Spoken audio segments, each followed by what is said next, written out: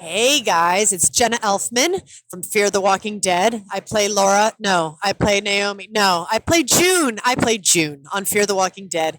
And you're listening to the Fear the Walking Dead talk through on Talk Through Media. That was awesome. Hey, I'm Lindsley Register, and I play Laura on The Walking Dead. You're listening to The Walking Dead Talk Through on Talk Through Media.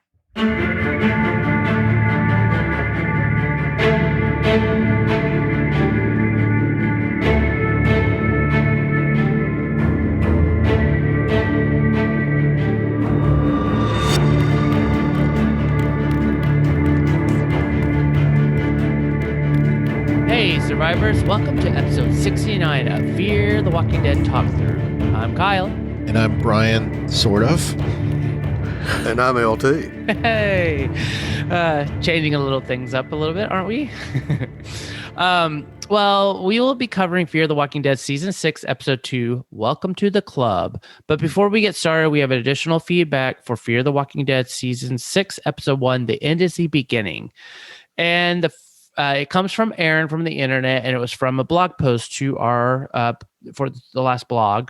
And she goes on and says, but oh well, at least Morgan is still alive. Meh, I'm not impressed by that. And that was a response to me. I was like, oh, well, okay, I get it. But on to the podcast. It's called, Why Are We Watching This? Ha. He doesn't know, but LT just described my feelings about this episode and show now. I still love Alicia and Strand, but Al, but man, this show is not the same from when it started. Hashtag bring back Madison. I agree with LT. The bounty hunter was awesome. It's a shame they killed him in this episode. Fear is back, Kyle. I didn't see Alicia Strand or Daniel in this episode. You guys know I can't stand Morgan Jones, so the bitterness shouldn't be surprising. Yes. That bitterness runs deep.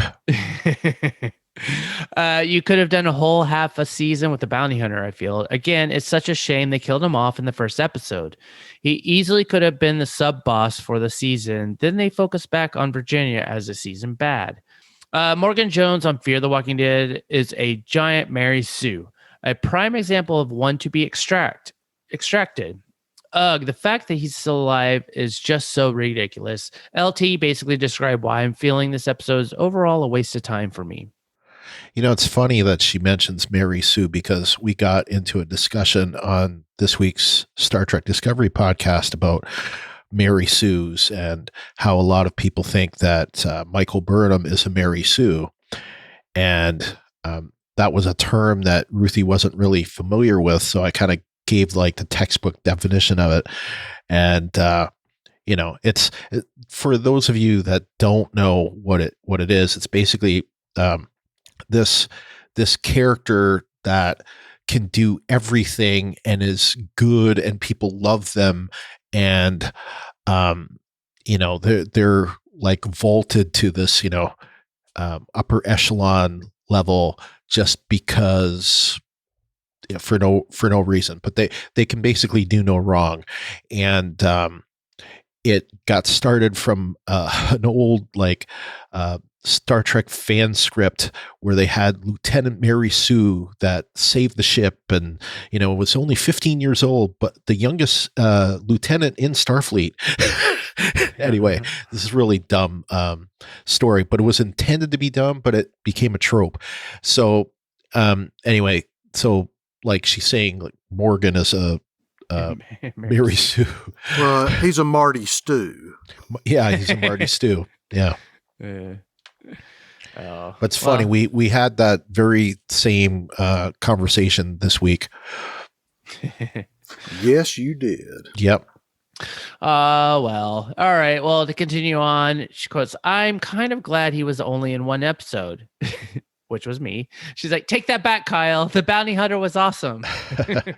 I agree. I know. And after, thinking about it and after like when I was editing the episode, it's kind of like, well, okay. Yes. I think there was more there that, we could have explored. So I agree with you with that one. So I will take it back. And then she goes on, LOL to Kyle's truck rant. I loved it. I also love the rant by you all about the log. Here's the weak sauce. The guy just met Morgan and he's naming his kid after him. Seriously? I roll to the Mary Sue-ness of him.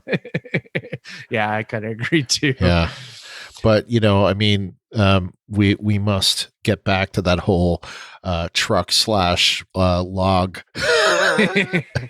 We spent like I listened to that us talk about that. It was just, I don't know. It was so classic. They treat him as such a golden child in the series, and I hate it. Fear was about the Clarks, and Morgan is not a Clark. I thought they said in season 5, season 6, was it for Fear because of the ratings?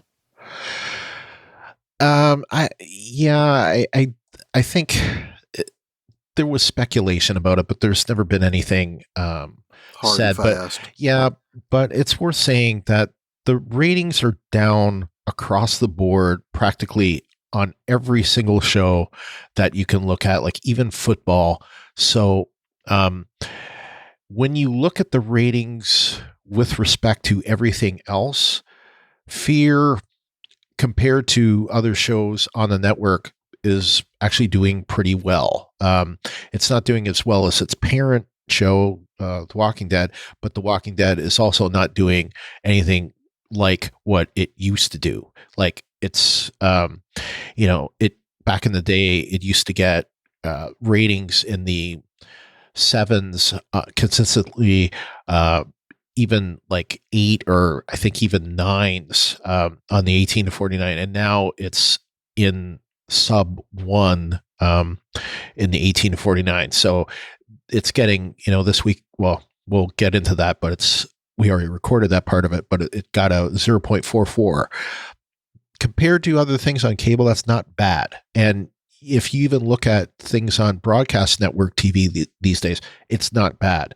It's not great, but it's not bad. Like it won't, win any ratings for the week, but it's doing okay. So, and I think the metrics have changed so much. Yeah. So it's kind of like, I don't know, like that needs to kind of change, and whether or not it's like the ratings that you're like looking at, it's like, okay, when it's broadcast, it's so much have changed that it's kind of like, well, yeah, it might seem low, but that's actually probably pretty high for the way people are. There are several shows on Sci-Fi I know of now that are way lower than that. Yes. So very true. And, like when I'm looking at, I'm just looking at it here on the, on Sunday night, and I'm looking at the final ratings for, network TV, not cable. But I mean, the only thing that is getting a decent rating is Fox NFL Sunday, and that is on in the afternoon. So like we're not even talking about like, nighttime. And when I look at the Sunday night football ratings, it is a 3.7. That's nothing like it used to be. Like that's about half of what it used to be. And when I look at Fear, that 0.44 that I just talked about, was third on cable that Sunday. So it's not bad at all. Yeah.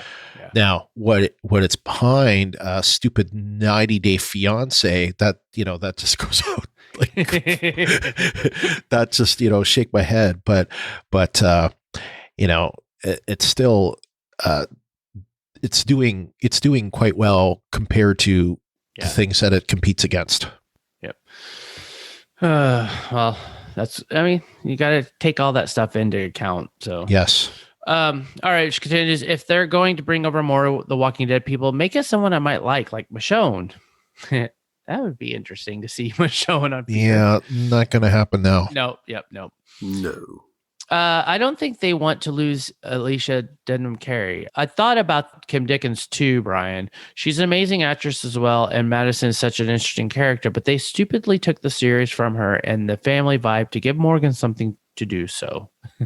And I've said this before, so I'm not going to do the long version of this, but I still think they did a focus group on Madison, because some people loved Madison, and some people hated Madison.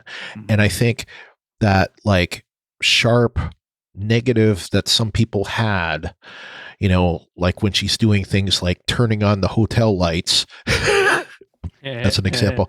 But, she had a negative, a sharply negative impression on some people. And I think that may have, if I'm cynical about it, I think that may have had something to do with it. I don't know, but I also think that it was a dumb decision to kill her off, because I think the show would be much stronger with her still here.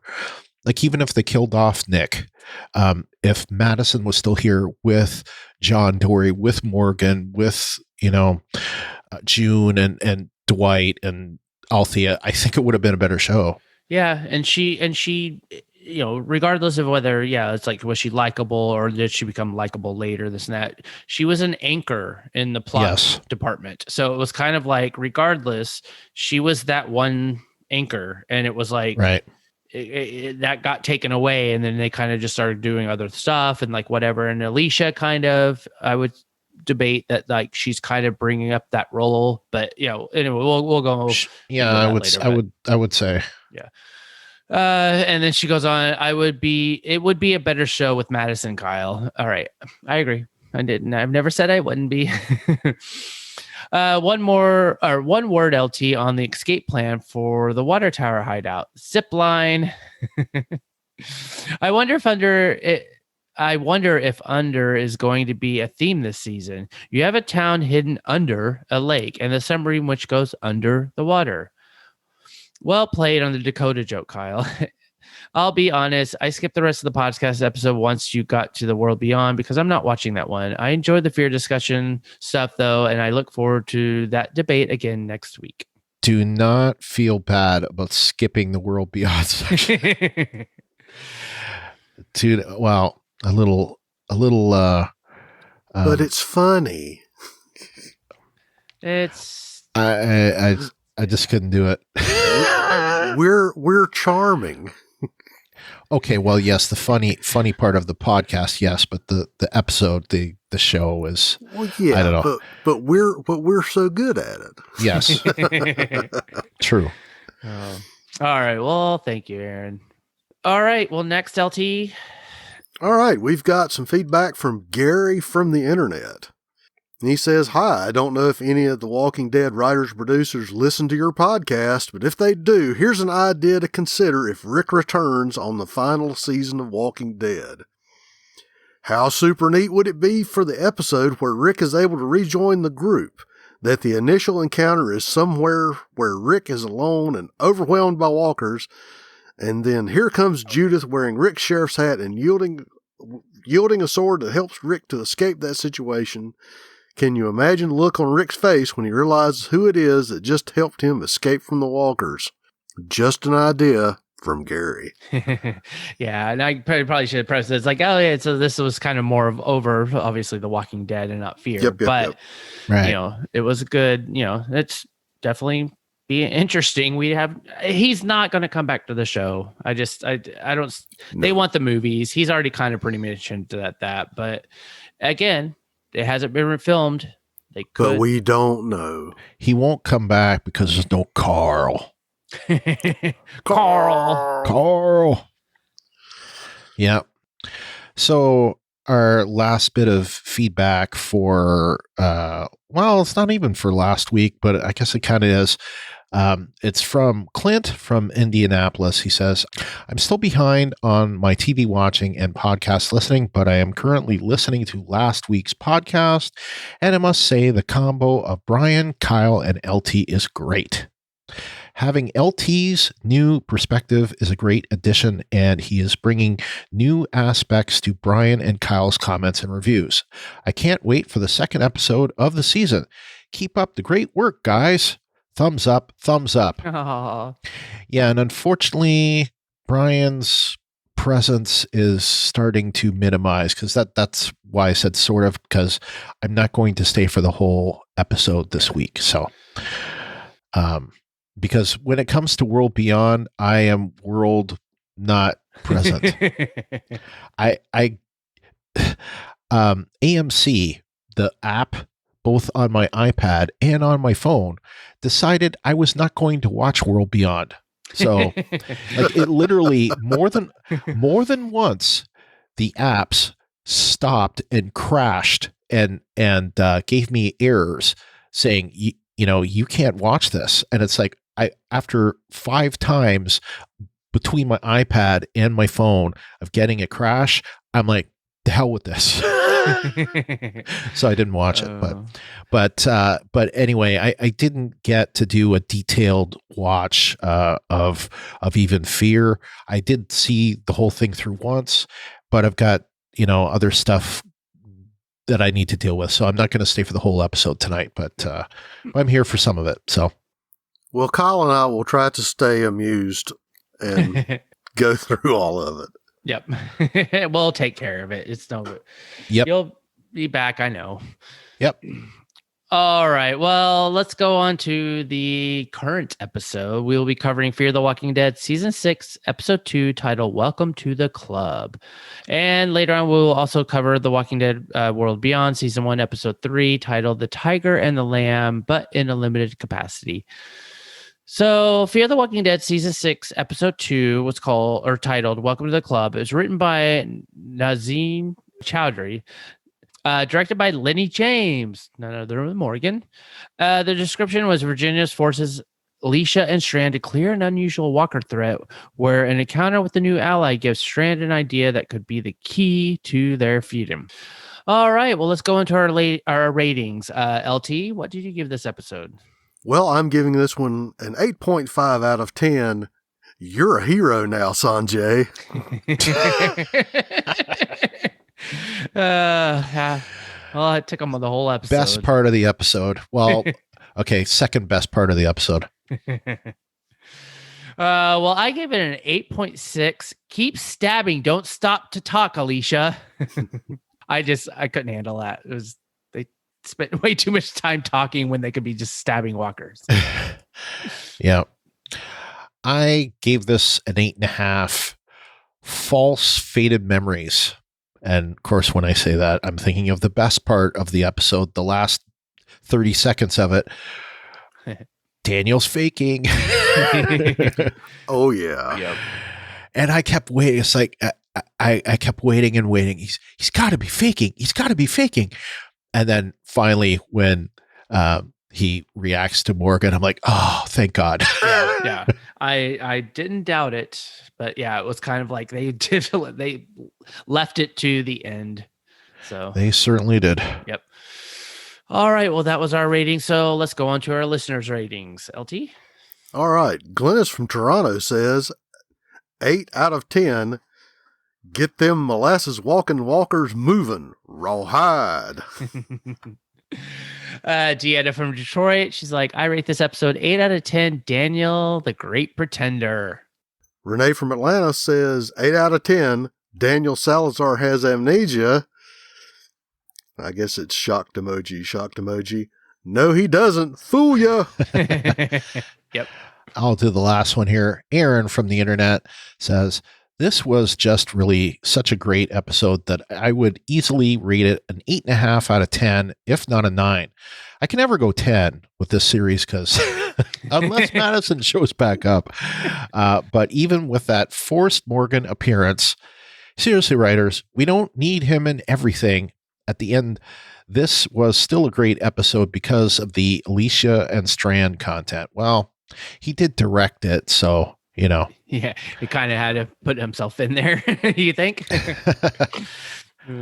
I don't know. I liked him being there because it was kind of for him to be the one that sees Daniel, truly being faking it. I think it worked. Like it would have had to have been someone, like a John Dory or June or someone who was not in the rest of the episode for it to work. Yeah. Well, and I would say that it took somebody who's not in the settlement.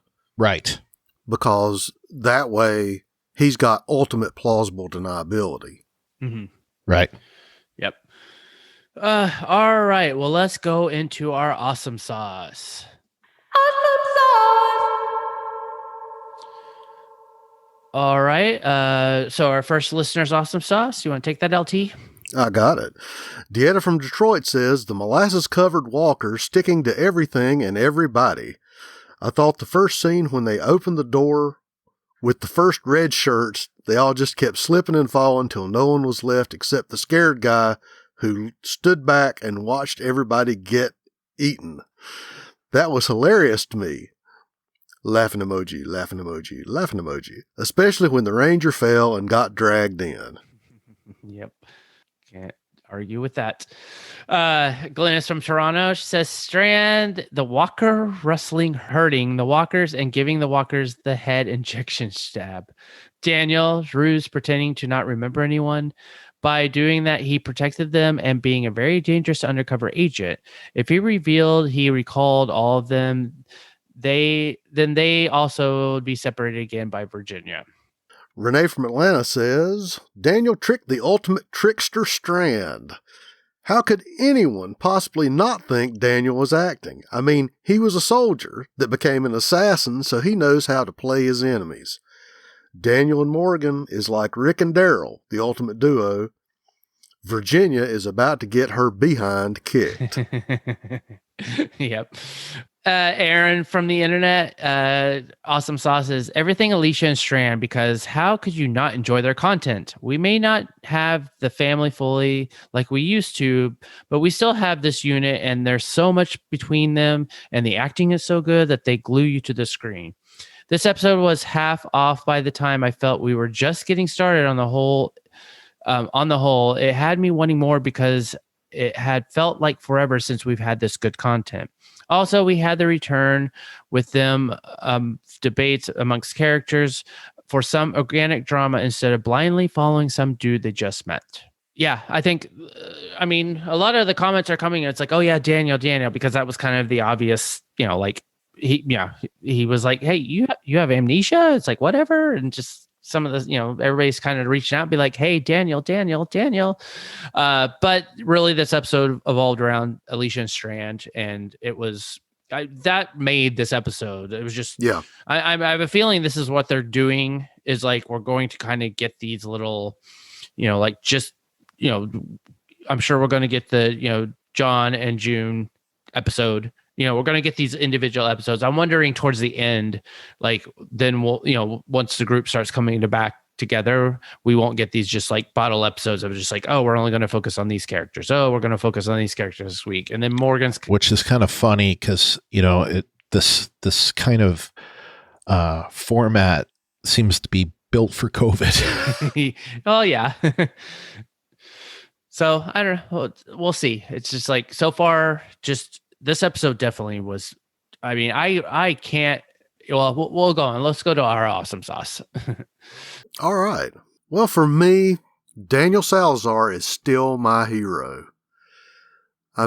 He's always been the character that I've really liked the most. He's the one that I thought was probably the best one from the very beginning.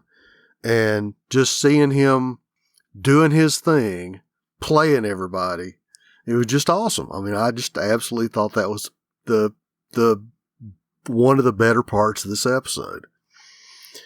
I really like the end game on the molasses plant, that we all thought, oh, there's going to be some weapon inside, or there's some treasure inside, or there's something really cool inside. But instead, it was, Jenny kind of pulling that next level move of, well, we'll give these people this puzzle and we'll see who sorts it out. And that's the kind of person I want to have in a position of leadership. So that was really kind of cagey on her part. And I really like the fact that they wrote it that way, because it added a level of, it added dimension to her character that we hadn't really seen before. So, kudos to the writing staff for that one. I really enjoyed the way that they used that cattle ramp to clear the building. good use of resources on hand. It showed a level of strategy and thinking for Strand to have pulled that thing out, because it's something I'd talked about before. I know I'd left comments back on the main show about channeled fields of approach, that way they could contain the walkers in a confined area and take care of them as they could. Granted, we know stuff happened because drama happens, but I thought that was really cagey. However, I'm not letting them off the hook. There is a what sauce attached to that we'll get to later. Mhm. And I'll just say it again that Daniel is the king of playing possum. I know we just talked about it, but like I was saying, Morgan was the only person that Daniel could have come out of that for, because everybody else is compromised. Everybody else, this way, they could, torture them, and they're not going to say, well, hey, Salazar's cracked. Salazar's, off in his head. Yeah. This way he's perfectly insulated from anything internally that Jenny's crew can pull. Yeah. No, I absolutely agree. Like he pulled the wool over her eyes, and just now is like, and that's the thing. We all like, yeah, I think we knew that. It's like, that's who Daniel is. It's just like, because we've seen it. I mean, we've seen it. We've seen how he did it. He's a survivor. I mean, Yeah. That's what he is best, known for. He will survive. He's almost like a cockroach, he'll survive, nuclear winter, whatever, harsh environment. He has a way to succeed, and his way to succeed is to, play dumb, and he does it so effectively that he fools everyone, even people that are close to him. yeah. Yeah. I mean, he did it at the dam at the very beginning. Yeah. Right. When he was like, playing the head bowed, cowed janitor. And then when they figured out who he was, then you see, badass, kick-ass Daniel just like turning a switch. So Yeah. Totally. All right. Well, thank you, LT. I will go on to mine. I have to agree. The cold open to me was pretty amazing. It's like, I like the goo flowing out when they open the door, and it's like the one by one body snatching of the walker's prey, the end of the blood oozing out at the end of the door. I felt like I can't say that I've seen kind of a more creepy, like thrilling opening in this show, or even The Walking Dead, in a very long time. It was a very nice setup, and it was very cool, and I thought it was shot well. It was just, I don't know. I have to agree with it. It's like, that was like a very great cold open. Strand going back to his old ways, and I kind of have a little more to say about this later between him and Alicia, but I just, it's Strand is Strand, which is kind of just like, we've had to wait this long for the show to come back on, but it was just like, this episode, just the interaction between Strand and Alicia, it just, I don't know. This episode was so good and so enjoyable because of that. So I put that in my awesome sauce. And then, of course, everybody's kind of agreeing that Daniel's fake out. And it was like, we all knew that he was playing, because that's, like just being able to watch everybody's reaction to him. And then it was like the not surprising end. Like, we know this is Daniel. So it's like, if they didn't do this, then yeah, there would be like, okay, this is going to be like the weak sauce, like ratings would have been 1. like you cannot play that character that way. That's just, that would be not Daniel. But I love the fact, because it's just like him, meeting up with Morgan, and we kind of see it, and it's just Jenny girl, you made a horrible mistake. Daniel is not going to let up. He's, it's kind of, I was like, I really hope that we see him torture and flay the skin off Jenny like we did that soldier in like season 1. Like, I kind of like, I'm looking like, oh, there's going to be this dark scene where Jenny's walking around the corner. Daniel grabs her. She disappears. He's like, where's Jenny? And then he's like in some basement, just all like sharpening his knife, going, what did you do to my people? No, what did you do to my cat? Oh yeah. Why? Like, screw the people. Where's my cat? What did you do with Skidmark? Still don't know how he got that name, Skidmark. Do we? I don't think so. The only thing I heard is they wanted to name him like Shithead. Oh yeah. And they said, we can't do that. He just went with Skidmark. Yeah. Yeah. There wasn't anything in the episode why he called him Skidmark, or called the cat Skidmark. So, well, I mean, most of what I thought of, I think, has already been said. Definitely kudos on, so Lenny James for his directorial debut, I think did a great job. We saw some things like molasses, sticky walkers. That was new. And that cold open was just pretty brutal. I love the turn of Strand. Like, it seems so typically Strand, but it even seems like more extreme Strand to just like basically stab that guy. And because I mean, he was a useless tool. I hate to say it, but he was going to get killed anyway. So might as well put him to some use, I guess. But just, coward through and through. And I didn't see him doing that. But when I sat back and thought about it, it's like, yep, that's the kind of thing Strand would do, because Strand is a survivor, and Strand will do some things that most people won't do. So, although I would probably say Daniel would do it if he was in that situation and he wasn't playing the possum like he is right now. I nearly got duped. I was like sitting there going, come on, he can't be. And it was finally in the last like minute, I'm like, oh, thank goodness he's not, gone senile. And I agree that him revealing himself to Morgan made a lot of sense. So I think at this point I'm going to say good night and not participate in the rest of the podcast, but I'll say this was a decent episode. I only got to see it once, unfortunately. As I hinted at before, I couldn't even get through World Beyond. Part of it was my phone and tablet wouldn't let me. I will go back and watch it,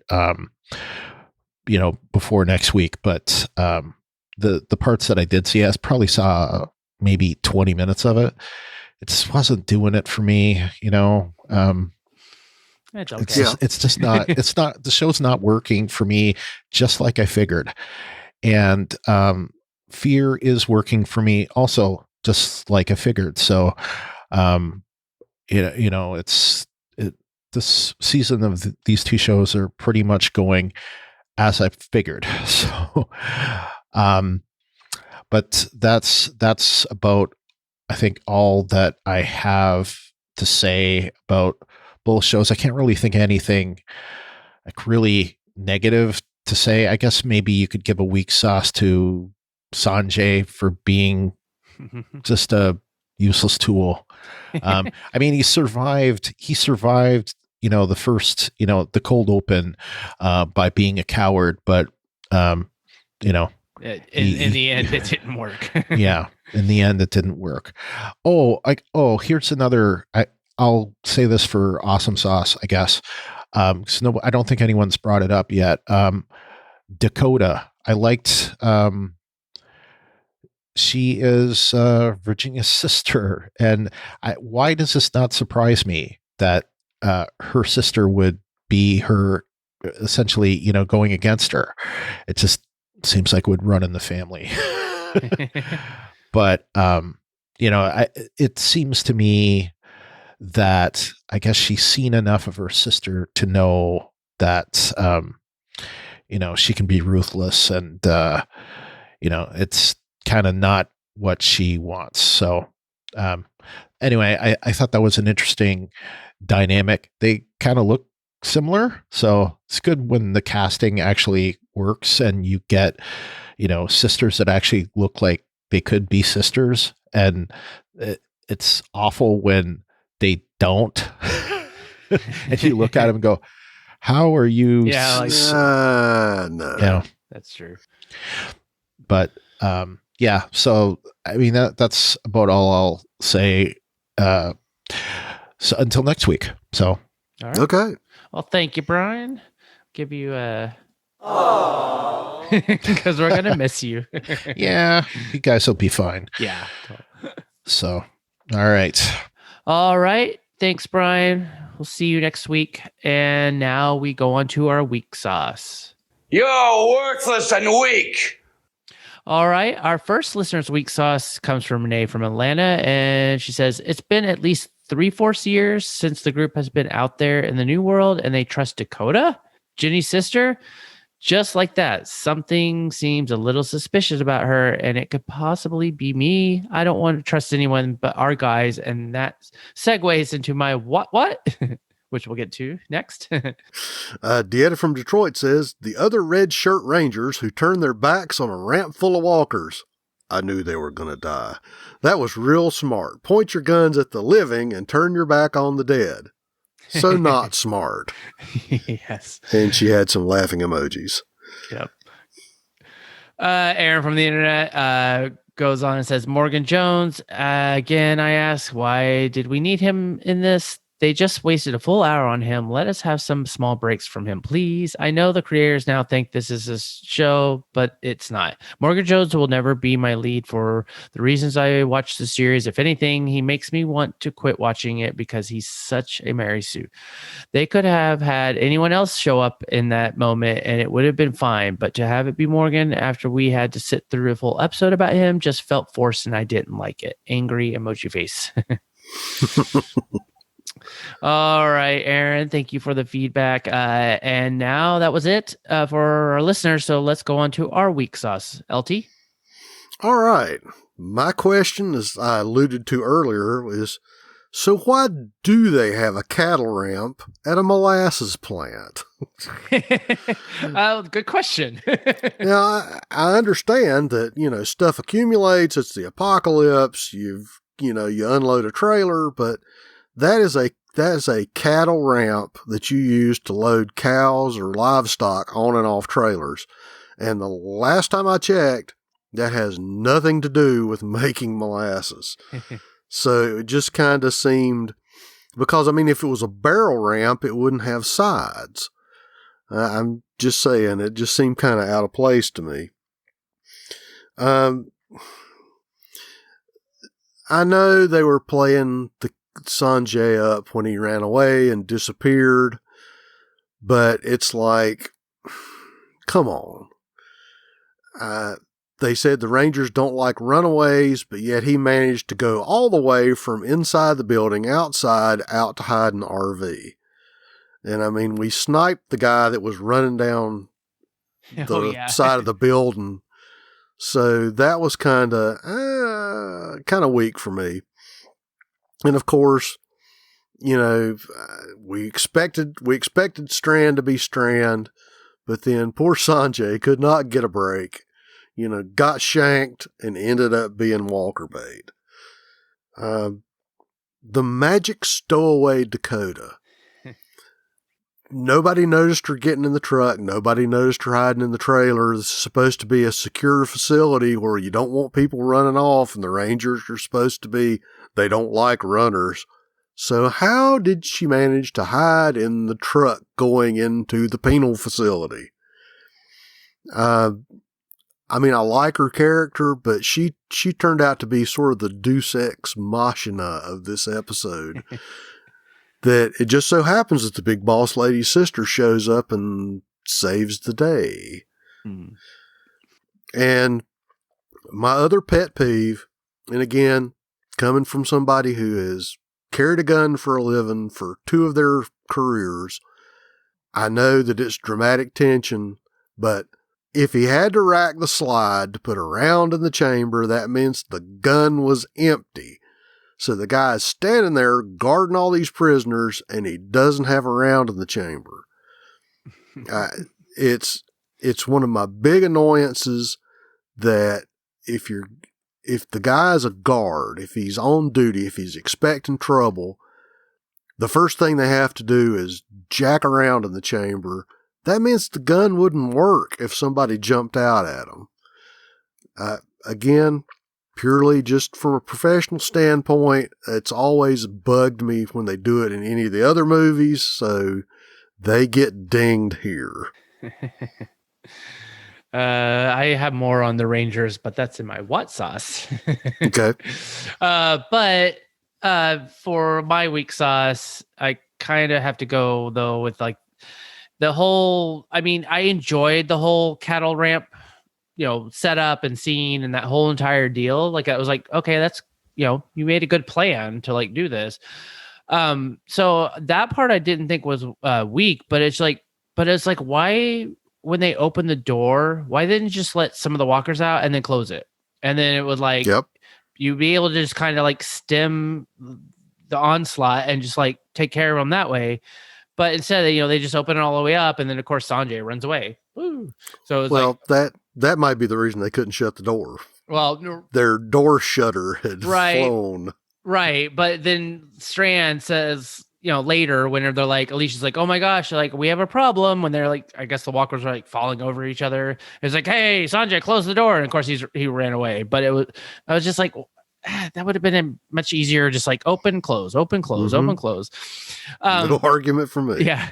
But then I also didn't understand why wasn't anybody on the side of the cattle ramp? Like, why wasn't people just like all lined up, just stabbing as things, it's not going to matter if the walkers are piling up and crawling over each other. It's like you could have thinned them out a bit. And so I just don't understand. It's like, why don't you have like kind of like this other, you had enough people. You could have had like 1 or 2 people on the other side, just like on each, just stabbing. So I was like, why did you just like wait till they all come down to the main gate, stab them, drag them off? I don't know. I just kind of was like, oh. I think they were worried about the production line aspect of it, that if you started stabbing them too far up the ramp, then the ramp would get clogged and they wouldn't be able to get down to the door. Right. But then you could have still stabbed them on the side. No argument there. I'm just saying. Yeah. And I thought that the walkers though were like really slow. And I guess if it was because of the molasses, like maybe that made them stick to the ground more or whatever. But I don't know. I felt like there was just like a lot of times where they're like our group was standing around. The walkers were just basically almost like standing there, just like not really move. They were like moving really, really slow. And like, everybody's like, oh, hey, I'm going to talk to you for like 2 seconds and then turn around. It's like, okay, the walker barely moved. We've seen walkers move so much faster. And they move at the speed the plot needs them to. Yeah. Because like our whole argument of ninja walkers that, appear up out of the ground and they're on you in an instant because they need to. And I guess this time it was they need them to move slow while we do this interrogative and we have exposition. So yeah. Well, no, right. Exactly. There's a plot speed to the walkers. Oh, and my last week was basically Charlie showing up. I mean, I know you know how I feel about Charlie. I've said it many times. Charlie the Knit Killer. I don't know. I'm like, it's been a while since we had the show on. So then it was kind of like, oh yeah, we're the Strand and Alicia episode. They're being put into this, like you guys did something bad, so we're going to punish you, kind of thing. And then sure enough, oh, there's Charlie. Like, I kind of at this point, I'm like, okay, fine, I'll let it go. But I just, at least for now, but I don't know. Well, yeah, but if Dakota's there, they have to have another teenage girl. Because you can't have one teenage girl by herself. You have to have two. Well, then I guess, are they going to become chums at the end of this? Maybe. I mean, Charlie does. I wouldn't put it past them. Yeah, Charlie does need something to redeem her more than just Alicia just forgiving her because of why. Well, I mean, she was hanging out with Daniel. I mean, Daniel had sort of taken her on as his, new child sidekick. And I know you have much bitterness about the Nick killing. It's just, it's not necessarily just because of the Nick killing. It was just because it's like she never, I don't ever think, deserved or proved herself to being a part of the group. She just became part of the group because she was like stranded because she didn't have a group to go to. And right. Alicia ended up basically kind of forgiving her, even though wanting to kill her in that whole one scene in the rainstorm. And but in any case, yes, she's become a member of the group. I just still have an issue with her. So I'll let it go for now. Fair enough. All right. Well, that was it for our week sauce. So let's go into our what sauce. What? All right. Our first listener's what sauce comes from Renee from Atlanta. Strand. I was beginning to like him, but if he's not doing a Eugene, he needs to die ASAP. I can't handle all of that treachery among my peeps. Alicia made me pull out my favorite make my butt look good jeans because she has took over Michonne in the jeans department. Girlfriend was wearing those jeans. Thumbs up, thumbs up, thumbs up. And again, no argument from me. Thanks, Renee. Okay, Dad from Detroit's Strand using scary guys fresh meat bait to lure away the Walker ambush after the horn trick doesn't work. And it's like the chin scratch thinking emoji. Yeah. Glenn's from Toronto. She says Strand's cold-hearted killing of Sanjay for the greater good of all. Shocking. I agreed, but I agree it was shocking that I didn't think I in the first watching, obviously I was like, oh, okay. But then after a while I thought about it, it's like, oh, that's Strand. I mean, he already kind of alluded to the fact that he was just like, I'm trying to like do things my own way or like figure, like whatever. It was time for you to be a hero, Sanjay. Oh, barely knew him. Sad. All right. Go ahead with your what sauce. Okay. For our what sauce, my question was, who's Janet? Agreed. When they showed up and they know who she is, I mean, was she one of the people they picked up there at the end when they were at, what are the place that they were at? The ranch or the Humbug Gulch? Yeah, Humbug Gulch. Yeah. I was getting ready to say Hobnob Valley, but yeah, Humbug Gulch. Was she one of the people that was in that last crew of people? I mean, I was like, who's Janet? So, another what sauce that I have is, okay, so if the warehouse was a test, how come Strand got so much more leeway than the first group of people that got eaten?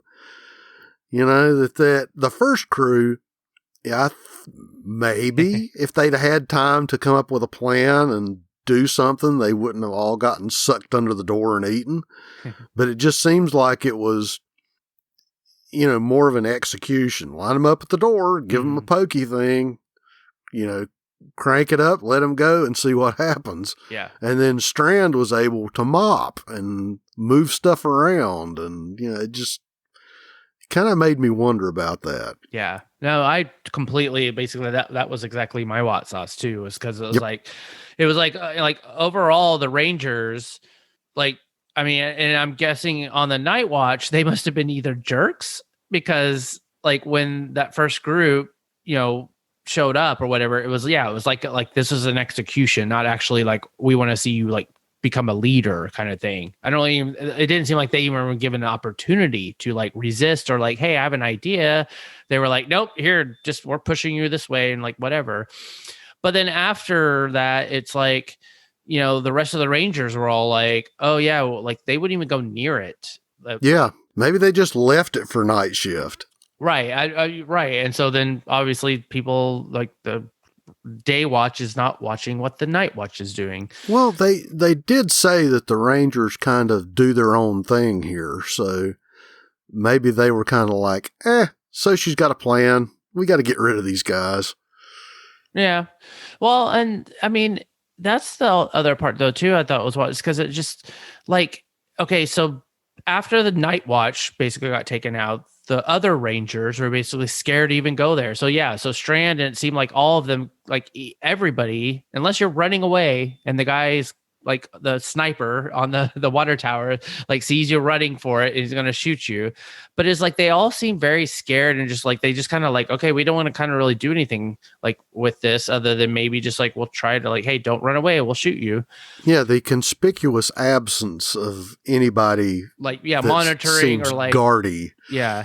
But that's what was so weird though. Cause then at the end, that girl Ranger, when the walkers broke out, like, she called on the radio. She's like, break at the dock, evacuate immediately.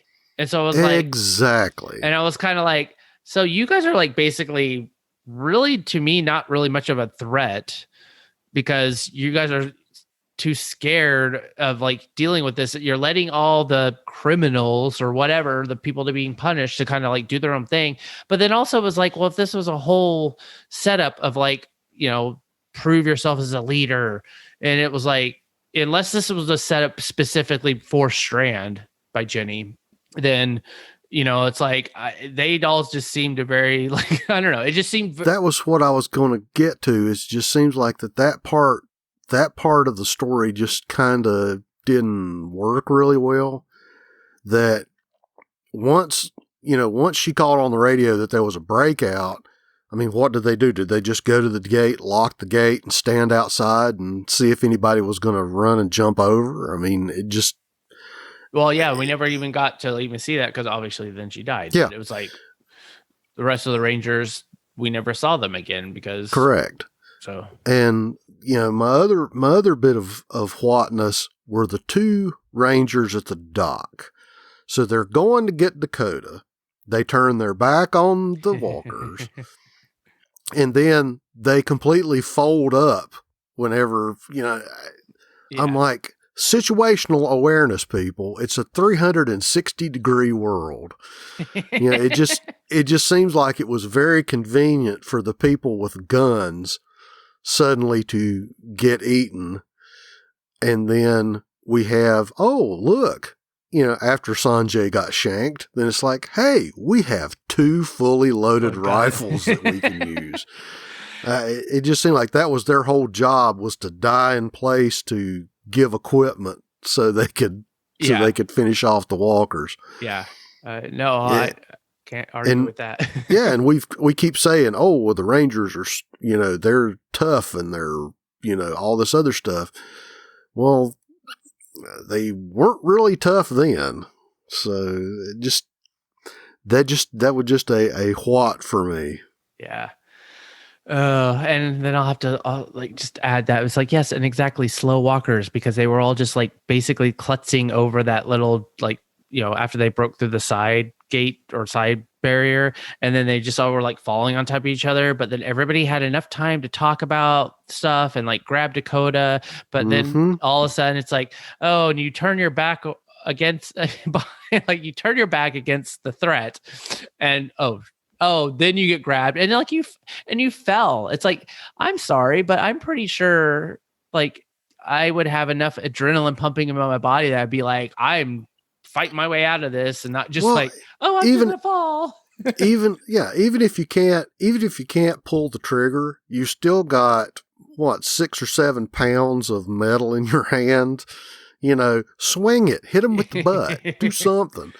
And like you said, once that one pallet failed, and the walkers are doing the spasmo dive off the loading dock, to go back to one of my old favorite cartoons. They're doing the boneless chicken, off the dock, and then all of a sudden they're back on their feet and they're biting people. Yep. Plot walkers. Yep. Alrighty. Well, all right. Let's go into the next. Is the sad and aw sauce. First listener sad aw sauce comes from Erin from the internet, and she says, again, Alicia and Strand. Coleman and Alicia just gave me such feelings with these characters. You could just feel Strand wanting to do all he could to protect her because she is his last link also to Madison, and she's one of the only ones who will ever fully know what he's done to get to the point he is. And you have Alicia doing all she can in her mind to arguably save Strand's soul because she doesn't want to lose him either because he is one of the last originals, and I don't think she could take losing him so soon after Madison leaving. There's so much tied up in these two in regards to their relationship with each other, their dynamics as individuals interacting, and their history connection with Madison. It just got me and made me feel like this was watching an old episode of the series. It was a good feeling until the very end. Was it on the same quality as old episodes? That I can't say for sure, but seeing the originals be the focus of an episode again and then showing debates among characters and them talking each thing out and everyone getting some of their opinions heard, that was great. Okay, Glennis from Toronto says, shame. Charlie is so distressed that Daniel doesn't remember her. That'll be a nice reveal to watch in a future episode when she realizes that he remembers her after all. And I agree. Yeah. All right. Well, that was all our listeners' sad aw sauce. LT, you have some? I do.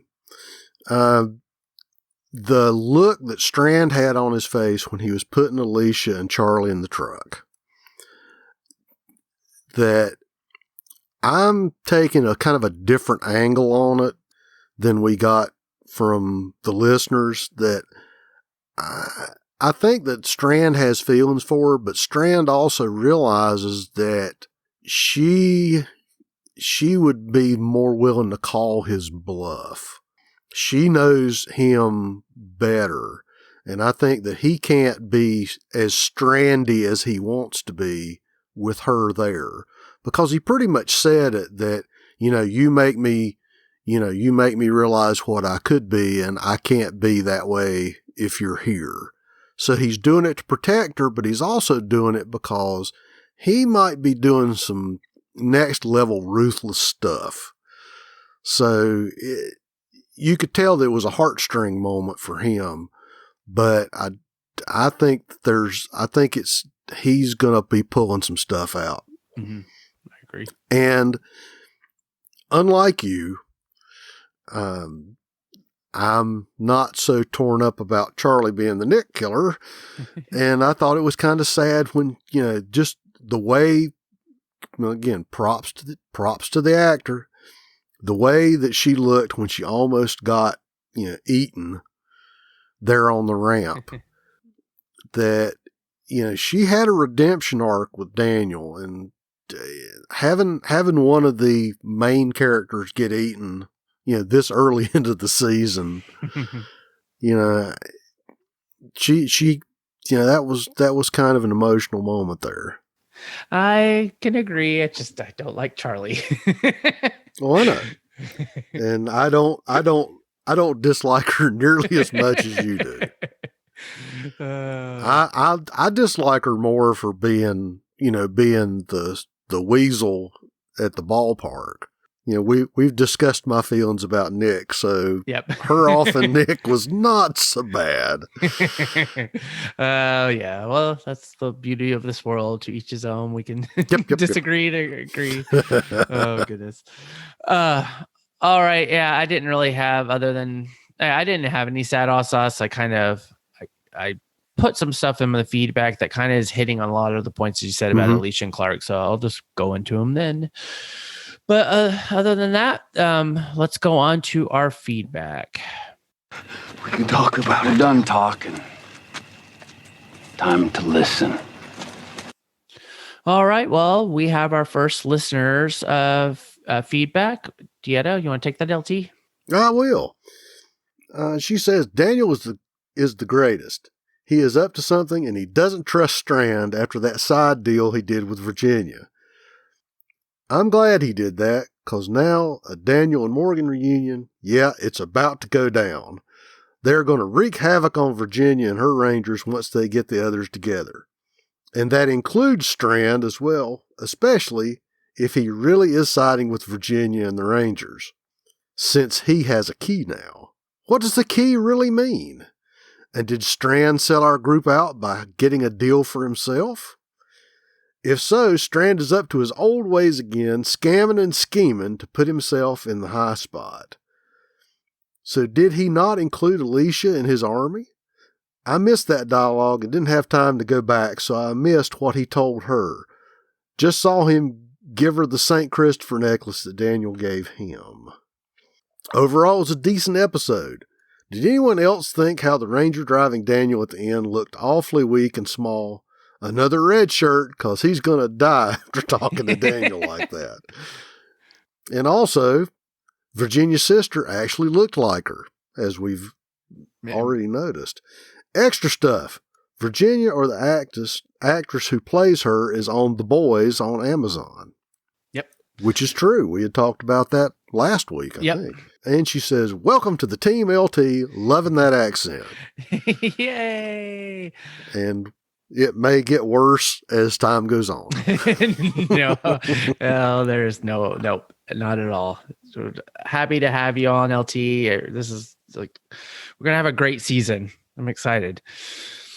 I going over Dieta's stuff. I like, the one thing we do know about Strand, and we've seen this in the past, with him, at the dam, dealing with between him and Daniel, whenever he was like Daniel and Strand were not friends.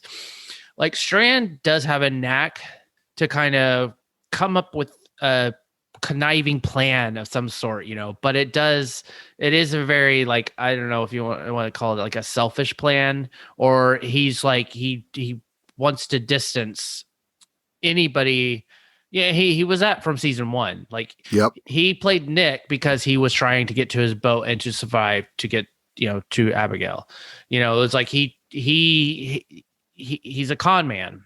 And so that's where his strengths are. But I think what we're seeing is there is that troubled issue, or that troubled mind of, we see in him, especially how he was looking at Alicia and Charlie. It's just like, he cares about these people. Like, we're seeing a con man who cares. Well, it's the old thing about the con man with a heart of gold. He actually does care about them, but I think he's tried to compartmentalize things. Because if you look at the way his characters progressed, in the very beginning, he was out for himself. Yeah. And if you could help him get somewhere, he would take care of you up until the point you couldn't anymore. And he changed from that, and I think that we're going to see a return to that sort of behavior is kind of my feeling on it. Yeah. No, yeah, and it's like, it's basically exactly why he's sending Alicia away, because he can't have her around him, because that's going to make that connection, and he can't do the things that he wants to do with having basically her sitting there and him having the feelings, or whatever. It's like he's pushing her away so that he can do the thing that he's good at. Right, and to be honest, she would call him on his BS too. Yeah. Well, no, and that's why, like, I kind of went into this in my feedback, but I'll bring it up here. It was just like basically the whole Strand and Alicia's little, like, whole conversation, this whole episode. It was like Strand was doing what Strand does. He's like, no, I'm like, I want, we have to do it this way. We have to take the Rangers out. I'm following my instincts and this and that. But Alicia was taking the total, like, her mother, Madison, aspect. It's like, no, we're going to make the decisions, but we are going to make these, decisions. And Strand went along with that, and it didn't work out the way he wanted it to. And so, it's kind of like, I guess it's, then that's when he's like, oh, no, I cannot have her around me. She's making me make the wrong decisions, going against my instincts. And Right. we're going to see this play out, obviously, this episode, like the season. But it's like seeing that in exchange between them two during this episode it brought me back to old Fear. Like Madison, and it was definitely a very one of the highlights of this whole episode was just that exchange. Mm-hmm. So I'm like, I have to give that just huge just excitement about what's to come, because that was awesome. Yep. And we got a response from Renee from Atlanta to Dietta's feedback just now. And she said, "Girl, thanks so much for reminding me about the most important part of the episode, in my opinion, the freaking key." I was rambling all over the place that I totally forgot to mention the key. Last week at the submarine, something was said about the key. Then Jenny said something about the key. Then Strand was wearing the key. Looked like he's been hoodwinked. Facepalm emoji. This key is the key to everything, in my Jenny voice. Crying out loud emojis, lots of them. Yeah, the key obviously is a very key part, I think, of this season. Yep. I think it's going to be a thing. Yeah, I'm just curious. Like, does the key actually work for anything? Because the first in the cold open, the ranger that got eaten at the end had the key on his on his jacket. I think it's just like a symbol of rank. Because I'm like, well, I mean, I guess when they did finally clear the place out, did they find that and she pulled it off? And, oh no, here. I'm curious. Does the key actually mean a key to something, or is it just a symbol? I think it's just symbolic, since their flag has a key on it. Yeah. And Alicia's like, "Oh, I see you got the key to the city." So doesn't really work for anything. All right. Well, our next listener feedback comes from Glennis from Toronto. And she says, "I wonder why Dakota wants to have her sister killed so badly. Or was she just egging on Strand and Alicia to clear the walkers on the instructions of her sister?" That's a good question. I wouldn't trust her motive at all, but Virginia did seem overly panicked and worried about the whereabouts of her sister. Dakota can cross over to the Walking Dead world beyond then to act out there. Yeah, she's okay.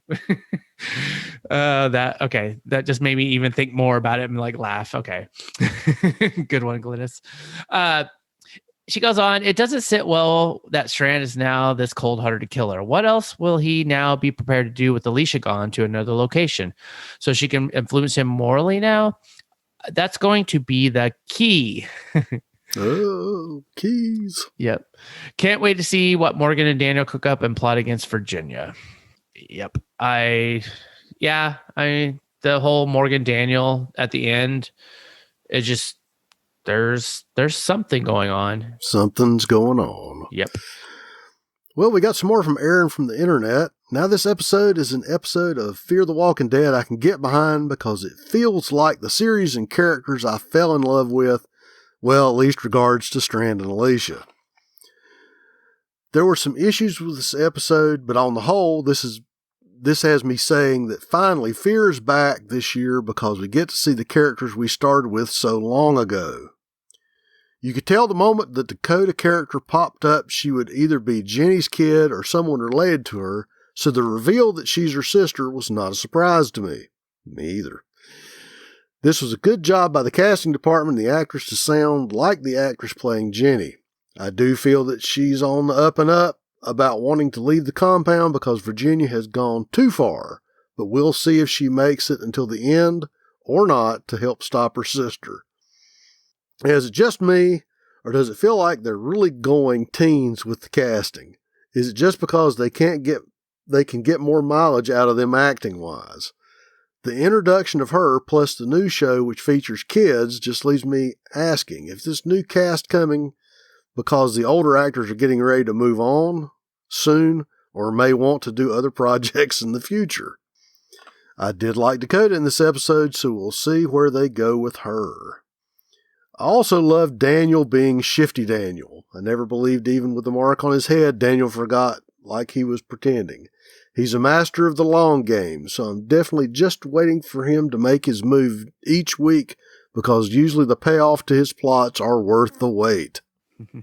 Yep. Well, I'll take over. She continues, another shifty McGee. I'd love to see what Strand, but again, it also hurts to see him back because of how much it hurts Alicia. Strand says at the end he has to forget who he is to do the things that needs to be done, but the irony is the person he's pretending to be is who we saw originally. The man who would sacrifice someone for the betterment of what he wanted. The man who made deals behind people's backs, and the man who has a secret soft spot and is always plotting. So I didn't see it as dramatic as he thinks it was, and I just wish Alicia had called him out a bit more on that. I do wonder if Madison would be okay or not with Strand sending Alicia away, because while it may protect her for a while, it isn't a long-term plan. And again, how is that going to affect her if he never comes back? Will they talk about the characters' histories and things they've done? I do wonder how much is Strand, Alicia, and how much is Coleman and Alicia remembering the good old days, as it were, and being affected by that and showcasing it in their performances. Again, they were easily the highlight of the episode, smiley face. I do wonder how Alicia will feel when she learns Strand killed Sanjay to basically save them all. She knows this is a character for him, but can she forgive him this time, or will it be a step too far and her kind of pull from him? I hope not, because I don't want to lose any more original fears than we have to, but there has to be a consequence of some kind for that. Strand is probably keeping that one girl in laundry duty because it's easy to spy on people and overhear information that way. Speaking of easy to call plots, who wants to bet Jenny tries to use Strand's soldier against Morgan by putting the others up as leverage? It won't work long term, but it's not going to surprise me if that's the big show has planned for them. Well, I mean, we don't know who this girl is. What was her name? Janet. Yeah, it's like, I mean, my first thought was just the fact that it was like, okay, well, they've been with Jenny's compounds for a while, I guess now. And so it's like Strand and Alicia were probably not together at the beginning and then, met new people, whatever. But it was kind of like, oh, let's just throw somebody new. And we're like, who is that? And it's like, oh, I guess Strand knows her. Okay. So yeah, but she had a name and she was on the caption. So it's like, okay. Just give her she's in the cast. She goes on, I do have a goof to gripe about this episode, and that is at the factory we see a guard on the tower, but when the zombies come out, he's not shooting and he's nowhere to be found post Virginia arriving. So what happened to him? Well, they all ran away. Mm-hmm. Yep. I doubt he came down from the tower, as that would be dumb to do until all the zombies had left. But what happened to him? Did he see Strand kill Sanjay? And if so, will he speak up to that? Again, beyond the forced Morgan content at the end, this was a great episode. It made me feel like I was watching an honest episode of Fear again. Next week, it looks like Al is the lead of the main crew, which makes me wonder, is she going to be the theme of the season until they reunite? After her, will they be focused on John Dory or June? Maybe Luciana, since we see her in the trailers too.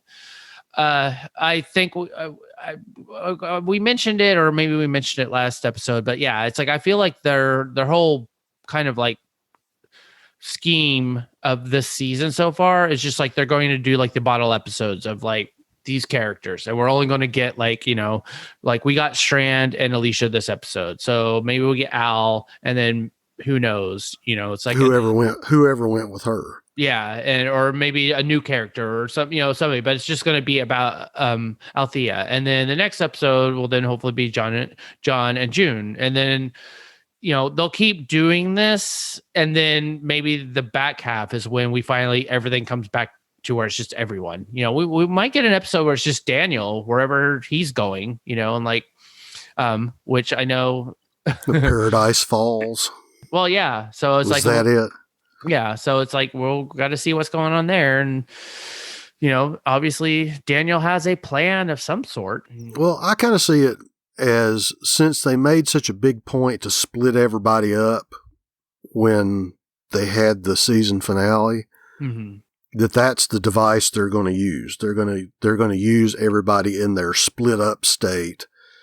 And this, we can assume there's a Daniel Morgan plan to try to get everybody back together. So I have a feeling this is going to be I mean, we've seen this trope in Walking Dead a million times. Yeah. You know, whenever they left the prison, whenever they left different places under stress, they break into small groups. You have small stories with the small groups, and then they eventually all come back together. Yep. So. Yep. Nope. I agree. I think that's what we'll expect. Yep. Okay, we got some more from Renee from Atlanta. Overall, the show was pretty good, and I do love the Western theme, and Morgan is going to look really nice once Daniel shapes that beard up. I'm feeling the beard on Morgan, and Kyle, I love your beard as well. And really, who couldn't tell that was Morgan by those feet? He is so slew-footed. Facepalm emoji. I don't know if this part is going to make the cut or not. That's fine. I want to say the blackout for BLM on Brian's page and Kyle saying his husband on the podcast spoke volumes to me. I salute you guys for being part of the solution and not part of the problem, because we're all the same. We should all be like our favorite show and love one another no matter the color of your skin or a person's sexual orientation or political views. You guys rock. And 4 hearts. Thank you, Renee. It's like, oh, thank you. We're just doing what we love. That's all that matters. We love hearing from our listeners. We're glad that we're doing a podcast that, everybody can contribute. So that's all right. that matters. It doesn't matter anything else. It's just, we're having fun. We are. Yep. All right. Well, that was all that we had for our listeners' reviews. So let's go into our reviews. LT, you're first. Okay. Well, my only thing is when they had the big sign that said Lawton. And whenever I think of Lawton, Oklahoma, where I spent many, many days in those halcyon days of my youth serving my country. So whenever they said Lawton, the first thing I thought of is, okay, what about Fort Sill? And just sidebar, and I know he may not be listening, but for, James, our pal, the sailor, who may not know about Army things, Fort Sill is a really big Army base in Oklahoma that's near Lawton. That's the town that's nearby. And that makes me think, well, if they're near Fort Sill, that's like Army stuff and trucks and housing, and we don't know what kind of shape that's in. That may just be me kind of running with that, because there may be a Lawton, Texas. I don't know. I'm from Oklahoma. So, exactly. Yeah, I'm sooner born and sooner bred. My first thought was when I saw that sign, I was like, because knowing that they're in Texas, but we know Jenny's seem a very vast territory of she got a lot of territory. Yeah. So, I mean, we kind of saw a bit of a map, last season, a little bit of one, but it's like, I would not be surprised. But yeah, the first thought came to mind is it said Lawton, and I'm like, that has to be Lawton, Oklahoma. I have to look it up, but I've never heard of Lawton, Texas. I'm sure there is one, but not. Well, and the same thing for me is that there may be a Fayetteville, Arkansas, but if you say Fayetteville, I think about Fort Bragg, North Carolina. Yeah. So we'll just have to see how that pans out. Yeah, because I mean, who knows? I mean, I'm sure that could be another, it's a military base. There'd be equipment, and there'd be other things there, and exactly could come into play later. And the other thing I noted about this episode, along the same veins, was having them burning latrine contents. Anybody that went to the Gulf in the last couple of rounds knows about. Can I say shitter? You can say shitter. Well, anyway, that's one of those really, really unfun kind of things that you have to do. And I was thinking, okay, so they've got stand-up latrines. They don't have, pit latrines. So that was kind of that a little too authentic, but a good touch. And I did think it was funny when the ranger was saying, where are you burning that? I've got to eat lunch. And just from I wouldn't get away with my field sanitation course back in the day. They were burning those barrels a little close to the house. Of course, considering they're I won't say they're convicts, but they're kind of keeping an eye on Strand and Alicia, so they probably didn't want them going too far. But I think I would have had my my crap burning station a little further away from little bit further out of town. Yep. Yeah, I thought I didn't know that burning poo is like a thing. It's a thing that at scout camp we had the pit latrines. So basically they've got a huge, because it's a fixed facility, they have a huge concrete basin under the latrine, and they throw some lye in there every once in a while, but basically you've just got this big tank of poop, and because of the nature of the business, they will bring in the truck and pump them out at the end of camp season. Yeah.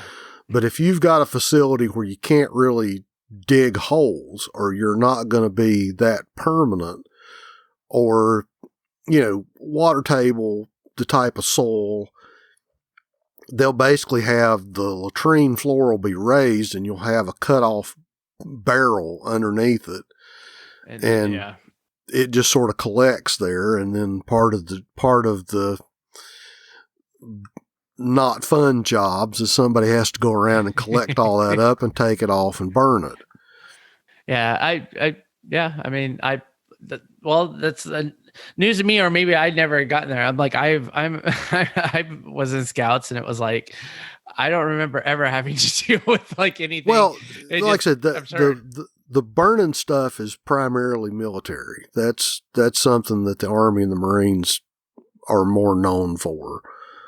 But I guess it just like everything, it burns and gets rid of it. So yep, because it's a sanitary hazard if you just throw it out on the ground, and bugs and flies and disease and all that stuff. Yeah, no, that would make sense. I was just kind of like, I'm sure there's a quarry somewhere that you can just haul it off to and dump it and be like, hey, I don't have to deal with this. But you're right. I guess that does make sense. It's like, you don't want to, if there was a water supply. Yep. Oh my God, we just spent how much time talking about burning poop? Well, we go where the information takes us, Kyle. That's awesome. Well, unless you have anything else to say, Nope.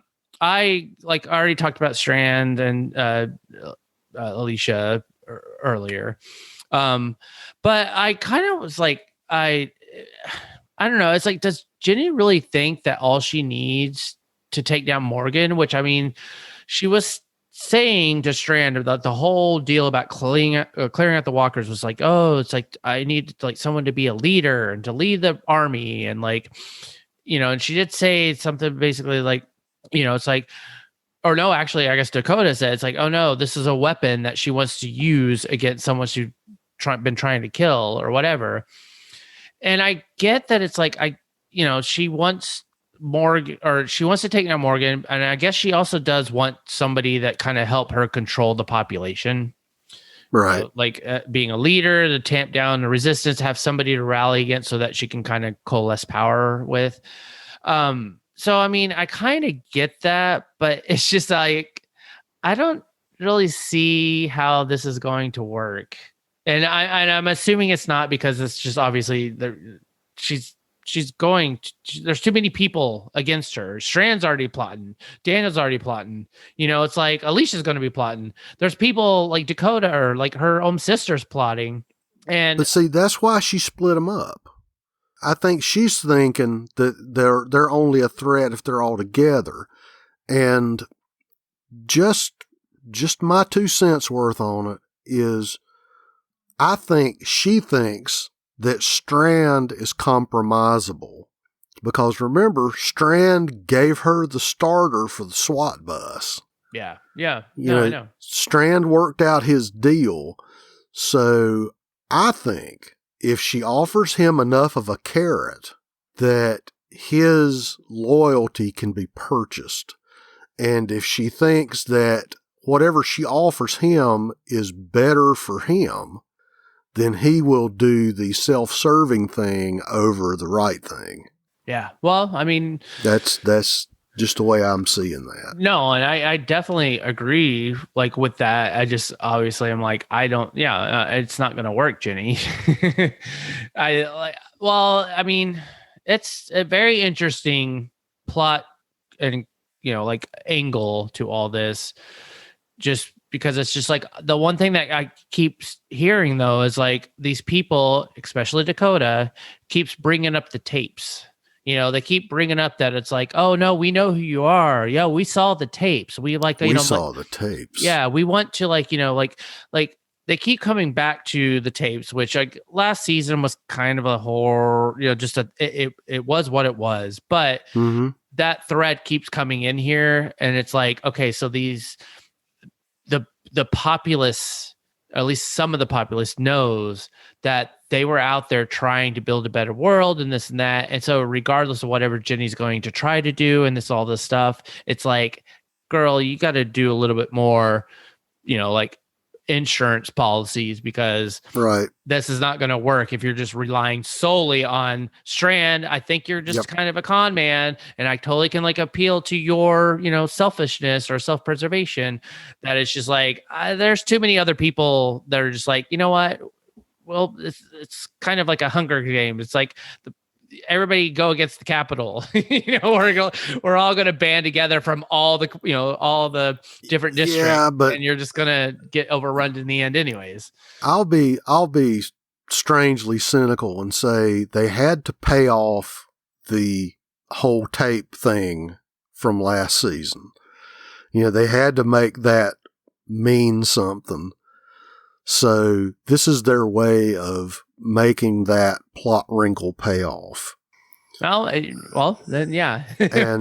and I do agree with you that people saw the tapes and people know.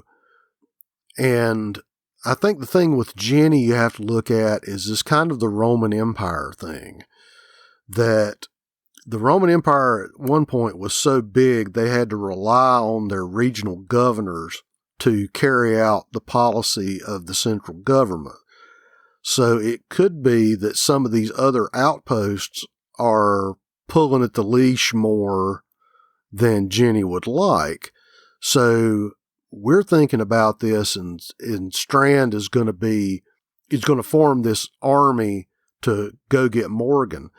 I'm kind of thinking that there may be, and I realize it's in Maryland, so don't send me hate mail, but, Pocomoke, Arkansas, or some other little town that is technically under her control, but the mayor of that town may be thinking, well, hey, she never comes by here. I may just set up my own little fiefdom. Yeah. So it's an idea. I mean, we'll see how it plays out. Yeah, that's a good point. And it is just to put it out there too. It's just like, what we know at this point, we're seeing a lot of Morgan. So it's kind of like, okay, that's the obvious thing that we're seeing is like, oh, she hates Morgan. She wants him dead. She's going after him. So she's trying to play this. But yeah, you're not thinking about like, oh, who are the far regions of this whole, whatever they call it, the settlers, pioneers, or whatever her whole region is. So it is, she's trying to consolidate power so that, she can be like, hey, all you outlying areas fall in line because I now have an army. And that's, I hope we see something like that. Because if it's just all about Morgan, then that's going to be a misstep. And I'll be the very first to say that if I go on record saying this now, I will if I have to, eat my words, and it was not that subtle and nuanced at the end of the season. that it really was just all about Morgan, then, well, we'll just go with it when he gets here. All righty then. So let's move on to the kids show. Yay! Yay! Which you had a lot more to say to this because I was not able to Okay. watch it. But so okay, The Walking Dead World Beyond, season 1, episode 3, The Tiger and the Lamb. It was written by the Faranis, which I looked that up, and it's a Silbosh Faranis or Farani, and if I totally made that wrong, sorry. I just like trying to like say the best I can. But they're the executive story editor of Fear this season. Mhm. It was directed by Sharat Raju, which did Walking Dead, What We Become, season 10, episode 3, which was Michonne's, Diane Guerrero's last episode. And he also directed Fear, The Little Prince, season 5, episode 6, and Blackjack, season 4, episode 13. Okay. The description is burdened by their past. Members of the group adopt opposing strategies for dealing with the massive obstacle. Pressure is put on the group to return home. All right, LT, what do you got? Okay. Well, since somebody said something about it, the title comes from the William Blake poem, the Tiger, Tiger, burning bright in the forest of the night. The tiger and the lamb, that's why it's spelled with a Y, because it was spelled with a Y in the poem. And I think the allusion was going to be for Silas, because this was a very Silas-centric episode. He had a lot of flashbacks. We sort of got the background of how he ended up in Omaha, and from just the way they played it, I'm going to assume that he snapped on somebody and he beat somebody up badly enough that they were going to do something with him, and that he ended up coming to live with his uncle because whatever bad situation he had been in. This episode, we see Hope, the quote-unquote bad sister, taking lots of risks. Despite getting better judgment from Iris, she goes off on her own. She goes to the warehouse. She goes to the top of the building. She breaks the siren. She fixes the siren. So, Hope is kind of in her role as the bad sister, as the wild child. She's the one that seems to be the extreme risk taker of the bunch. I'm just going to say it now. They're playing it that she has kind of a fire thing. We had talked about this in the first episode. Now that she's tossed her Zippo, she just had that look in her eye every time she looked at fire. So I think that's part of the burgeoning teen angst that we will be dealing with in this. And she wasted a perfectly good Zippo. Good Zippo. As we both said when we were talking about this earlier, if you're going to throw a lighter in a pool, make sure it's $1 crack lighter and not a $20 Zippo. So Silas has problems hitting walkers. That he had that moment when you thought he was going to just crush that walker with the melted on gas mask, and he just kind of froze up. And I put it in my notes, he sort of ends up being the Walking Dead equivalent of Hodor. He's basically carrying everybody's backpacks, and he's the big strong guy, but he can't fight because for whatever reason he can't kill. Are you predicting his death? I don't know. I don't think we're that far along yet. So after the freeze up, Silas and Iris share a moment together. They finally make it into the building. I forgot his name again. The corduroy suit kid. They find a door that's stuck shut. And when they finally boot the door open, who do they find but Felix and Huck? Yeah. So there's some expositional content there of, what are you doing here? We need to leave. We got to go. Where's Hope? And of course, Hope's on top of the building, breaking the siren. So Hope fixes the siren. There's lots of running through the smoke as the siren sounds. A tense moment as Hope nearly gets eaten and gets away from the walkers. I sort of expected them to do when she jumped off the ladder, she kind of turned her ankle, so she was hobbling, so I expected that to come into it. As they're all trying to rush to escape, a huge wall of stacked up tires starts to lean over precipitously, and Silas throws off everybody's backpacks, and I'll just editorially say he throws them off away from where they were going, back towards the walkers.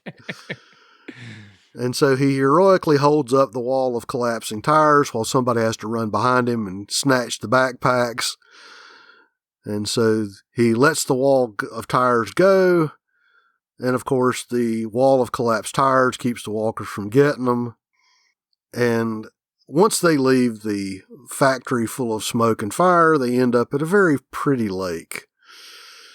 And while they're at the lake doing the lakeside thing, our two sisters have a long heart-to-heart. Iris and Hope talk.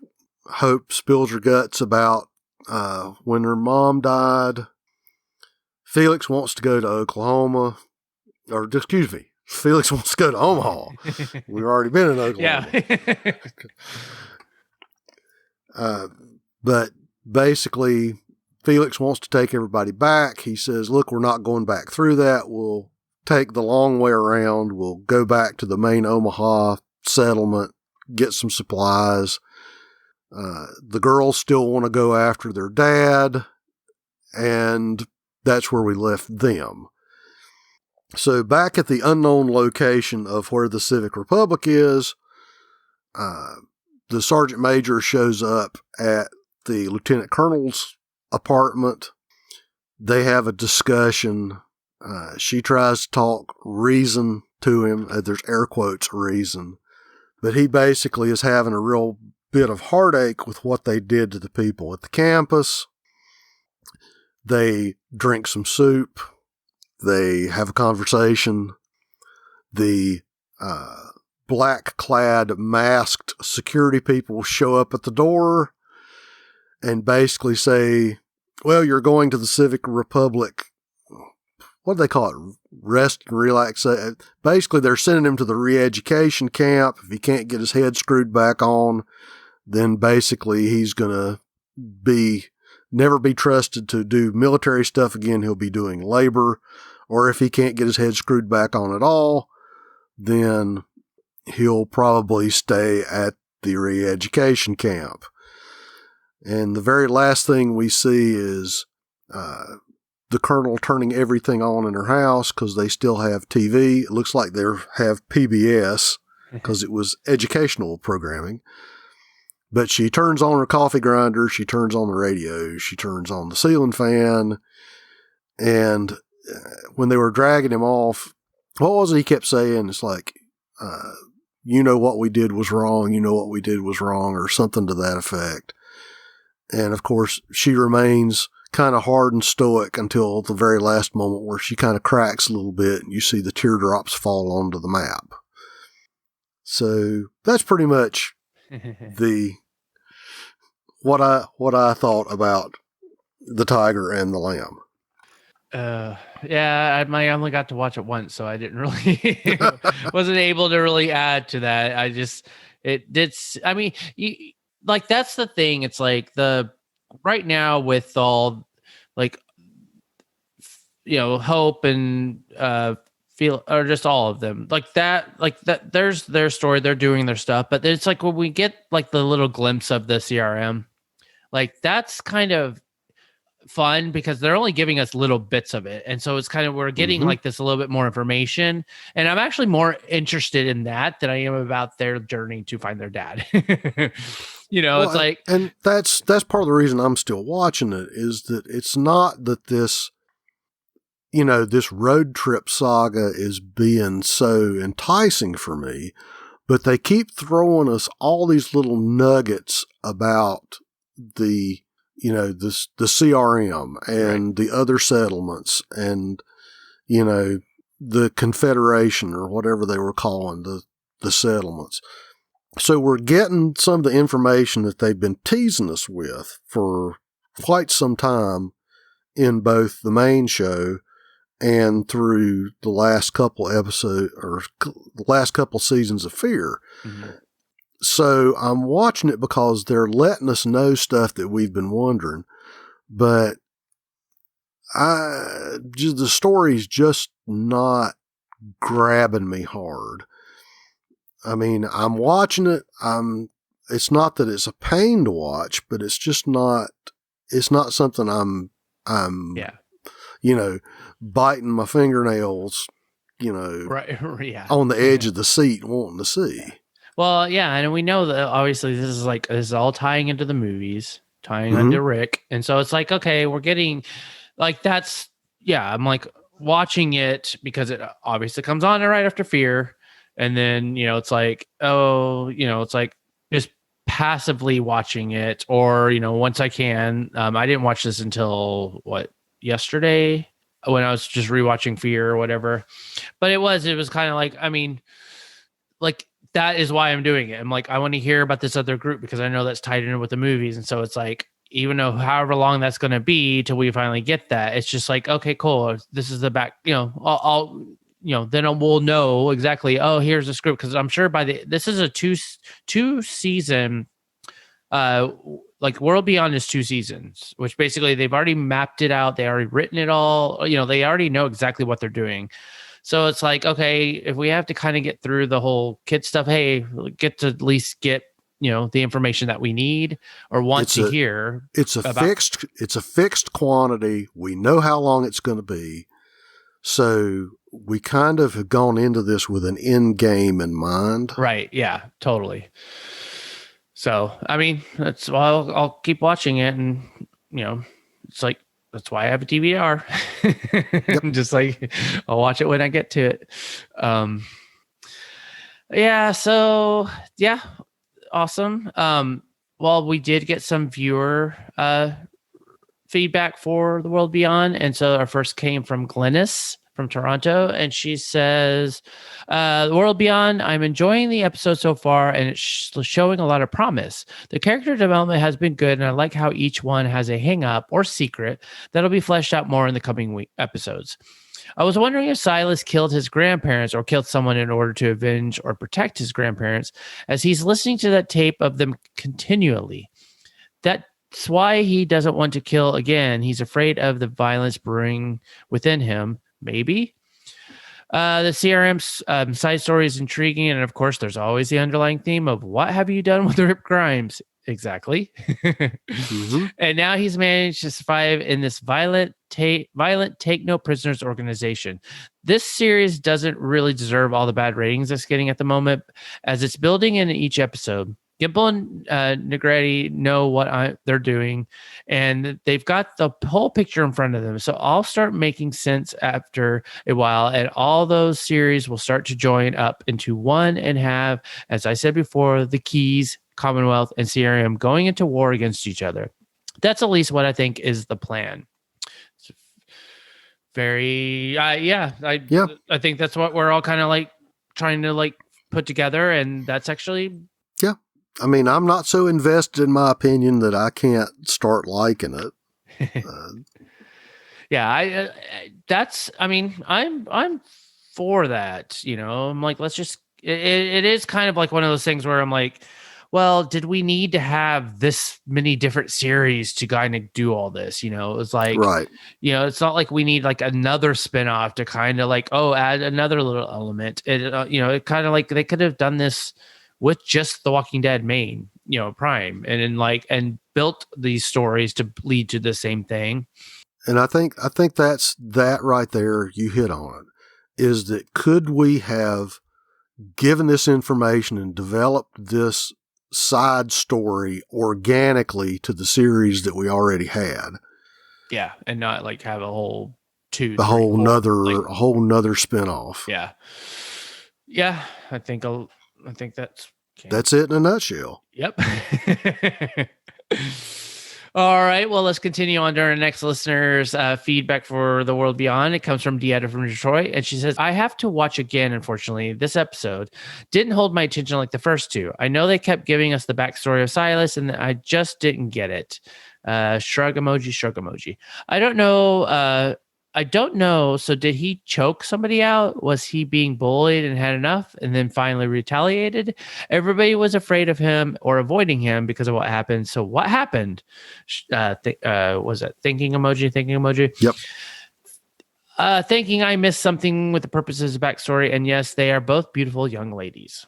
Okay. Renee from Atlanta says, The World Beyond was a little bit better this week if you could get past the suspension of belief where Hope takes apart the siren and puts it back together again.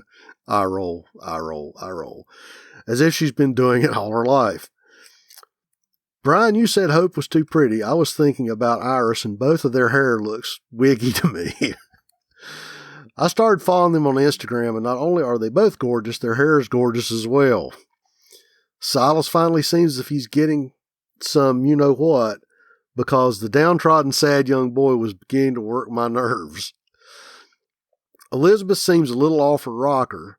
It's like always the cuckoo for Cocoa Puff type that's always trying to run things.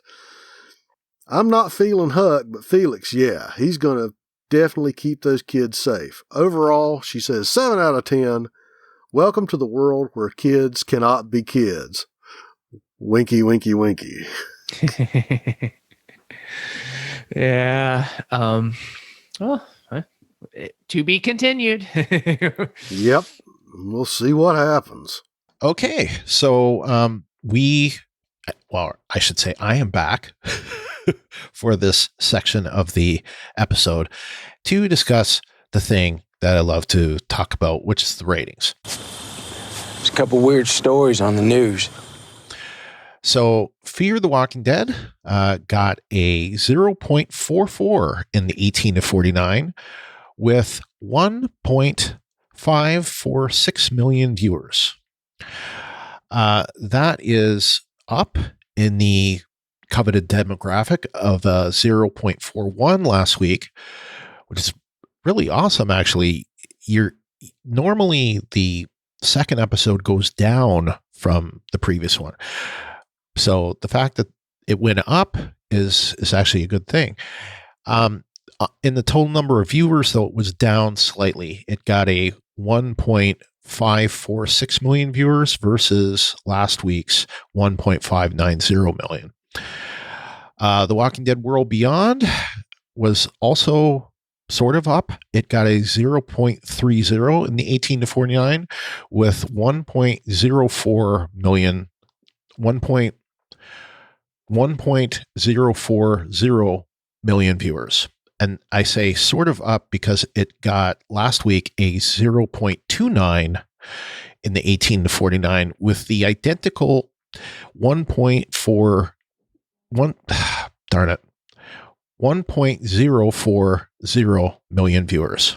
So, and I also took a look at the 18 to 34 numbers, and I was surprised to see that World Beyond got a 0.16 versus 0.23 for Fear. So Fear even beat that out for it seems like that's the demographic World Beyond is going for. And of course, there was no Talking Dead this week. So as you guys can see, the charts that have been made up, and you can see those charts that I do every week on the Facebook group. I also was able to pull the Parrot Analytics for this week, and in the total of all shows, that's not including, that's including broadcast and cable and online streaming stuff, or as they call them, digitals. digital original. The Walking Dead was in number 6 position. Now, when I say The Walking Dead, it was not Fear the Walking Dead or The Walking Dead World Beyond. Whether or not they have their own categories on Parrot Analytics, I don't know, but the only one I've ever seen on here is just The Walking Dead. Anyway, it came in number 6 with 57.5 times demand versus the average title. And number 1 this week was SpongeBob. What? Exactly. Always SpongeBob. Yeah, SpongeBob, for some reason, it still Gets a lot. Yeah.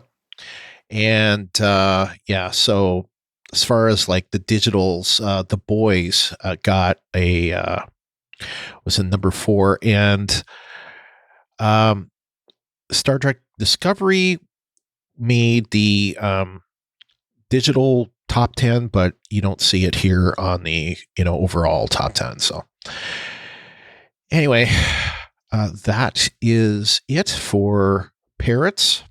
Well, I guess I have some news of my own. It's like after 2.5 years, I am no longer a Nielsen family.